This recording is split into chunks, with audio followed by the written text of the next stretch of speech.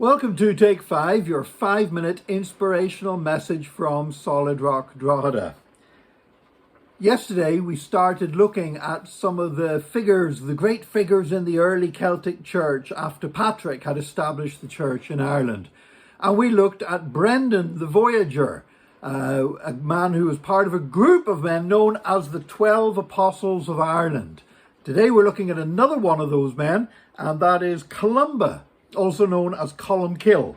And he was born and lived in the 6th century, so about 100 years after Patrick. And he was born in Donegal, and he studied in various places. He studied in a monastery on the shores of Strangford Lough up in County Down. And he also studied in Glasnevin. Yes, that Glasnevin that's now part of North Dublin, but then would have been a little more countrified than it is now. And as he studied in the monastery in Glasnevin, it was struck by a pandemic, bubonic plague, and the students had to scatter, and Columcille or Columba ended up back up in Donegal. Now, he was a poet, he was a scholar, he was a historian, a theologian, and a preacher of the gospel. And he established monasteries in Derry, in Durrow, in Kells, and in Swords. But he got involved in a scandal, and it was the world's first ever copyright dispute. No, nothing to do with illegal downloads of music or anything like that. But what happened was Finian of Movilla had a psalter, and Columcille copied Finian's copy of the psalter. And Finian demanded the copy because he said, "You've copied it from my book, therefore I want the copy as well." Well, Columcille refused, and it went to the king to be judged, and the king found against Columcille. He basically said, to every cow its calf, and to every book its copy. In other words, if you own a book and somebody copies it, you own the copies as well. So that was the world's first ever copyright dispute. And it got really bitter. It actually ended up with people fighting each other in a battle and killing one another. And now the story, we're not quite sure whether Columcille was banished as a result from Ireland or whether he chose to go ashamed at what had happened. But what we do know is he left for Scotland, and he was supposed to never see Ireland again. But the first place he went to in Scotland, he could still see Ireland on a clear day across the sea. So he moved up the coast a little bit more to the island of Iona. And there he established a monastery. And he kept to his promise that his eyes would never look on Ireland again. In fact, the story goes that later in life, he was asked to come back as a mediator to try and be a peacemaker in a violent dispute.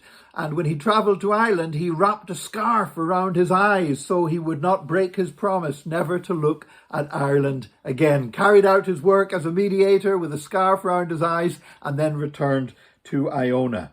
But here's the great thing.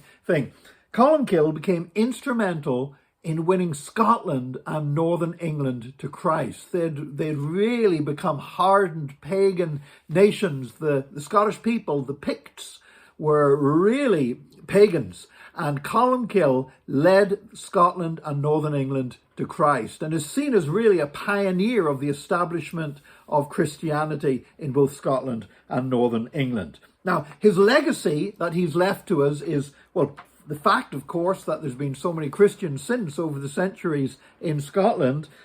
Also, if you know anybody that's called Malcolm, the name Malcolm means a disciple of Columcille.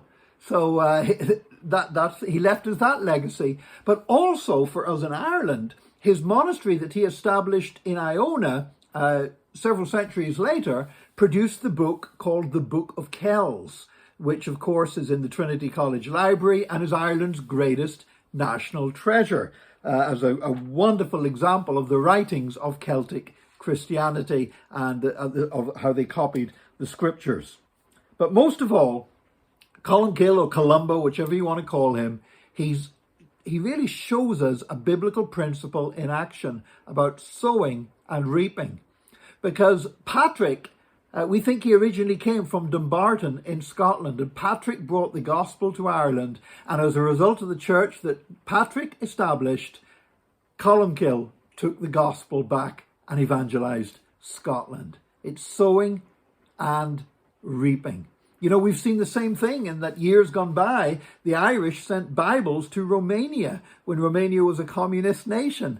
And now Romanians are coming back and evangelizing and establishing churches in Ireland. It's the principle of sowing and reaping. And praise God, today you have the opportunity to do something, to speak to somebody for Christ, to share something of Jesus with somebody. And the wonderful thing about the principle of sowing and reaping is it will come back in an incredible way, just as Patrick, by being able to travel to Ireland and introduce the Irish to Jesus, ended up eventually producing a church that produced Columcille, who came back and evangelized Scotland. So you never know the results of what will come from your obedience to Jesus Christ. Have a great day and join us again next time for another Take 5, your 5-minute inspirational message from Solid Rock Drogheda.